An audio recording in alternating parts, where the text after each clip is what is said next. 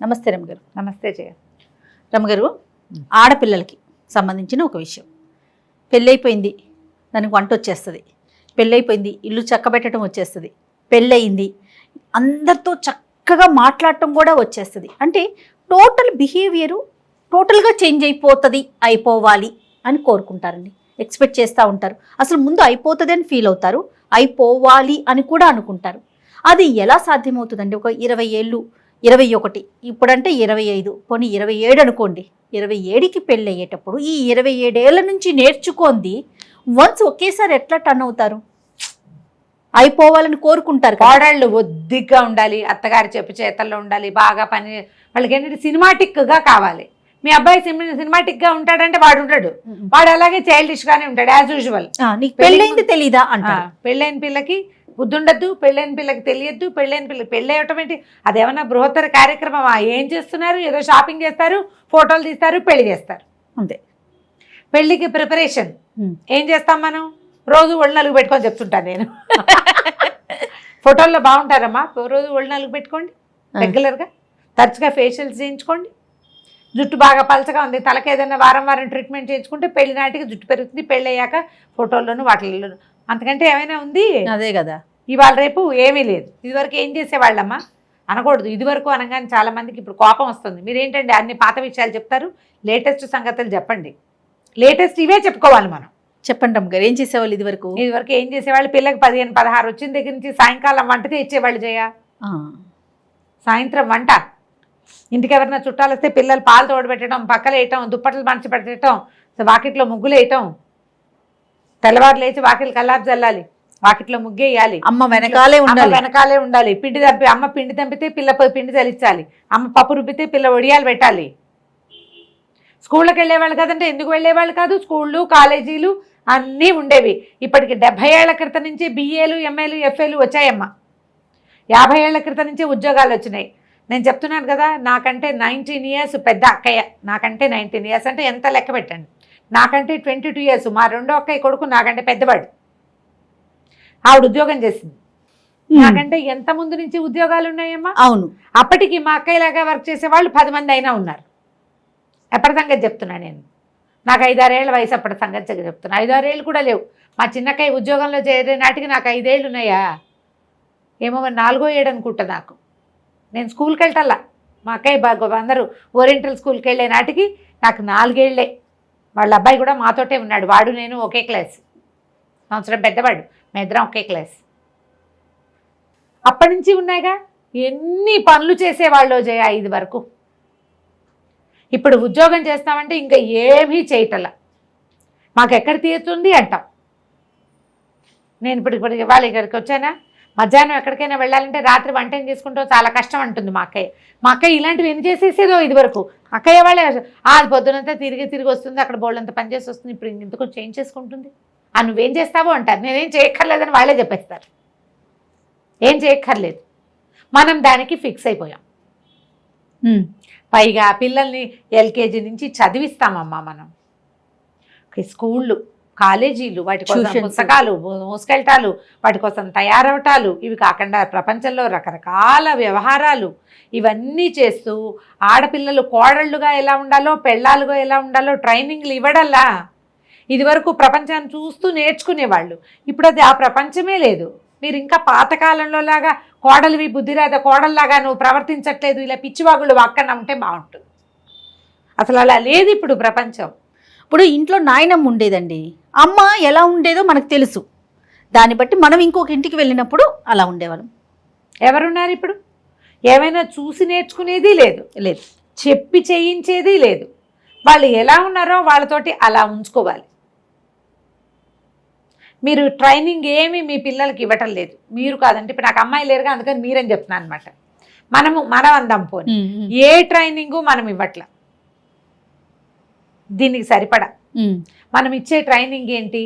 కొంచెం time management, ఏదో ఉద్యోగాలకు వెళ్ళటం, ఏదో రకంగా ఉడకేసుకోవటం, ఏదో రకంగా చేయటమే తప్పిస్తే సాంగంగా అదేదో సాకల్యక ఇదేదో ఎక్కడ చెప్తున్నాం మనం? అవును.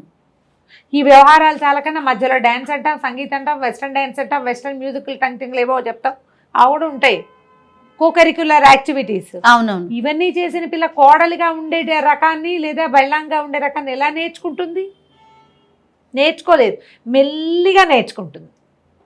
తన లైఫ్కి అవసరమైనవి నిదానంగా నేర్చుకుంటుంది. ఒక దాని తర్వాత దేని మీద డిమాండ్ ఉందో, ఏది డిమాండ్ చేయబడుతుందో అది మెల్లిగా నేర్చుకుంటారు. టైంకి వంట చేయటాలు అవి ఏమి రావు, కొత్తలో వంట మార్చేసుకుంటారు, కింద పోసేసుకుంటారు. ఇల్లు వాకిళ్ళు శుభ్రంగా ఉండవు, లేదా ఇల్లు శుభ్రంగా ఉంటే వంట కుదరదు, వంట కుదిరితే శుభ్రం కుదరదు, ఇవి రెండు కుదిరితే ఆఫీస్ కుదరదు. క్రమంగా మేనేజ్మెంట్ నేర్చుకుంటారు. వాళ్ళకి అవకాశం ఇవ్వాలమ్మా పాపం. అవును అవును. వాళ్ళకి 4 నేర్చుకునే అవకాశం ఇవ్వాలి కదా. ఏవో కొన్ని చేస్తారు, కొన్ని చేయలేకపోతారు. చేయగలిగిన వాటిని మెచ్చుకోండి, చేయలేని వాటికి హెల్ప్ చేయండి. నువ్వు కోడలివి కదా, నువ్వు ఆడపిల్లవు కదా, ఏం మాట్లాడతారమ్మా? అవును.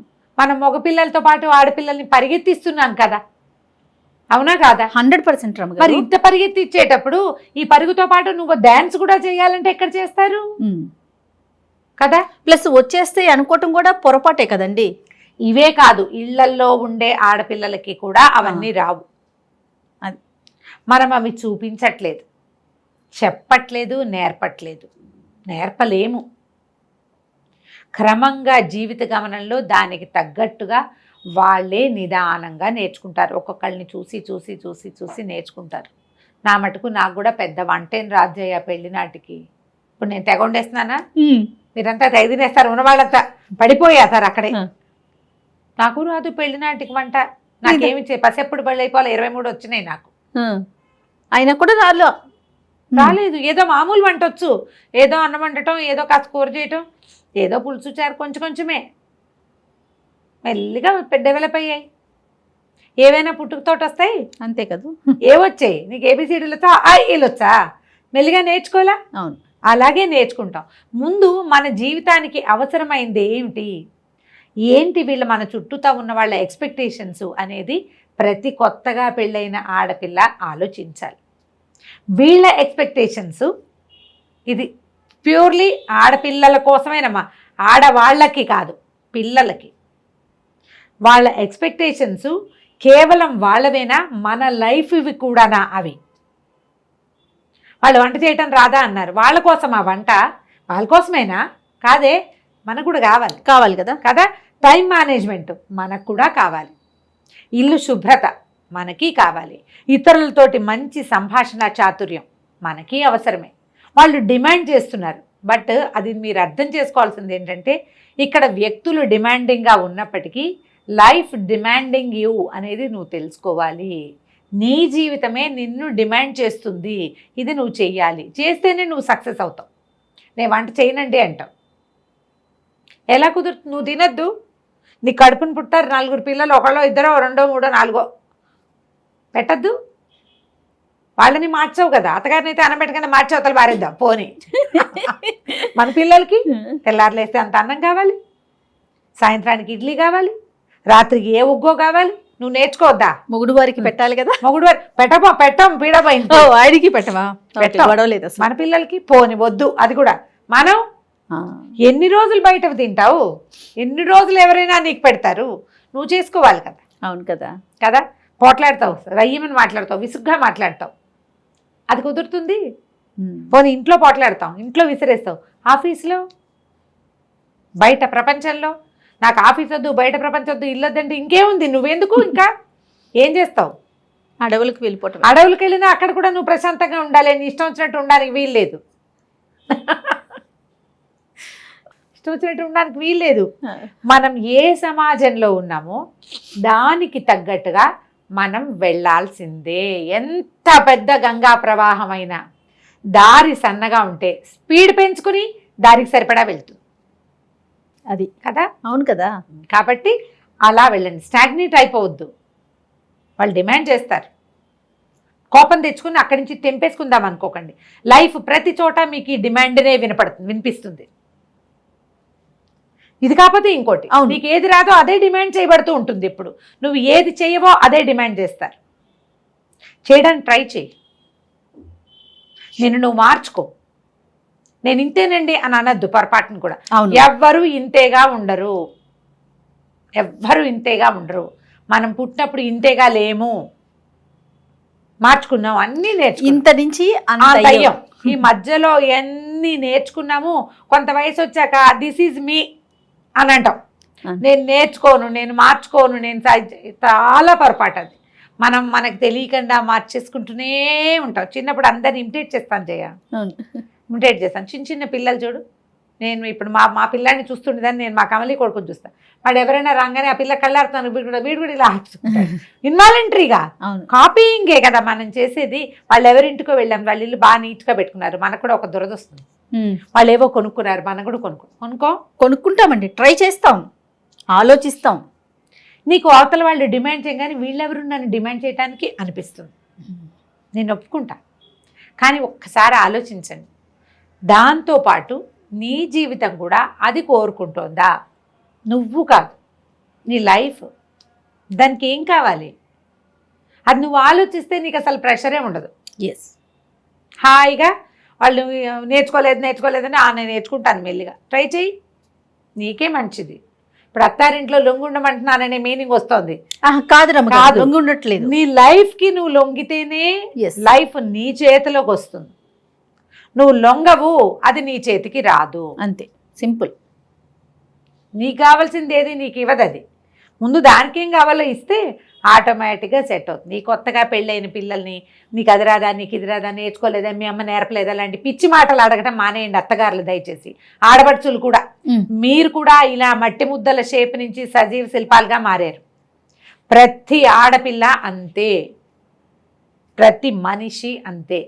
మొదట మనం ముద్దలుగానే పుడతాం, అక్కడి నుంచే మనం ప్రపంచానికి అనుగుణంగా మన జీవితానికి అనువుగా, మనకు కావలసినట్టుగా, మనకి నచ్చినట్టుగా లైఫ్ మనని ఏది డిమాండ్ చేస్తుందో దానికి తగినట్టుగా మనని మనం మార్చుకుంటూ ముందుకొచ్చాం. కొత్తగా వచ్చిన వాళ్ళు సడన్గా ఏమిటో అయిపోవాలని భావించద్దు, అది పొరపాటు. వంట రాకపోతే నేర్పించండి, అది కూడా రాదా అంటే రాదు, ఏం చేయాలి, నేర్పుకో అంటారమ్మా. ఇట్లా ఎప్పటికొస్తుంది అంటారు, ఎప్పటికేంటి, ట్రై చేయాలి, వాళ్ళకి సహాయం చేయాలి, ఎవరికి రాదో వాళ్ళకి. లేదా వాళ్ళు ఎలా ఉంటే అలా ఉండండి చచ్చినట్టు. వాళ్ళు ఎంతసేపు అనడం వల్ల ప్రయోజనం లేదుగా. అవును రాము గారు, వాళ్ళు కూడా ఆలోచించాలి, వీళ్ళు పెద్దవాళ్ళు ఆలోచించాలమ్మా. పెళ్ళయింది కానీ ఆ పిల్లకి బుద్ధి లేదు, జ్ఞానం. పెళ్ళి అయింది కానీ అంటే పెళ్ళి అవ్వటం అనేది ఒక క్రియే, అంతే, ఒక క్రియ. ఇప్పుడు ఇది వరకు ఏం చేసేవాళ్ళు అంటే జయ, ఈ పెళ్ళైన పిల్లల్ని కొద్ది రోజులు అత్తారింటి పంపించి కాస్త అలవాటు అయ్యాక మళ్ళీ తీసుకొచ్చేవాళ్ళు, మళ్ళీ పుట్టింట్లో ఏవో చేయించేవాళ్ళు, మళ్ళీ తీసుకెళ్ళేవాళ్ళు, తీసుకొచ్చి క్రమంగా వీళ్ళు అక్కడ పరిస్థితులకి ఎకిష్టమై ఒకటి నేర్చుకునేవాళ్ళు. మనం ఇప్పుడు కొంతకాలంగా ఏంటంటే పెళ్ళి అవడం ఏంటి, అత్తారింటికి వెళ్ళిపోతే ఇక అంతే, అది అక్కడే. అవును, ఏ పండగకో అట్లా రావటం, విజిటర్స్ లాగా 2 రోజులు, ఒక రోజు విజిట్సే కదా జయ. పండగకు వచ్చి 15 రోజులు ఉండే పిల్లేది, దాని ఉద్యోగం, దాని వ్యవహారం బోల్డు పాపం. ఇంకా వాళ్ళు ఏం నేర్చుకుంటారు అక్కడ? ఇట్లా వాళ్ళకి వంకాయ కూర వాళ్ళంతా అవి తింటారు, నాకు రావట్లేదంటే అమ్మ వారం ఉంచుకుని ఏదైనా నేర్పించేందుకు అవకాశం ఏది? అమ్మలు బిజీగా ఉంటున్నారు ఇప్పుడు పాపం, అది కదా, తల్లులు బిజీగా ఉంటున్నారు కదా.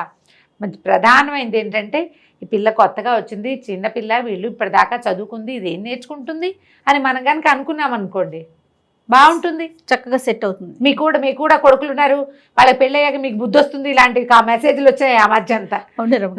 నా కొడుకులకి పెళ్ళైనా నేను ఇలాగే ఉంటా, పైగా నేను చాలా మంది లాగా ఏకో నారాయణో హరి కాదు, నా పైన పెద్ద డైనాసిటీ ఉంది, బోళ్ళంత మంది ఉన్నారు సమాజం. అందరికీ కోడళ్ళు వచ్చారు, మా అక్కయ్యలు అందరికీ కోడళ్ళు వచ్చారు. అవును కదా, నాకు తెలుసు కాబట్టి నేను చూస్తున్నాను కాబట్టి నాకు అర్థమవుతూనే ఉంది.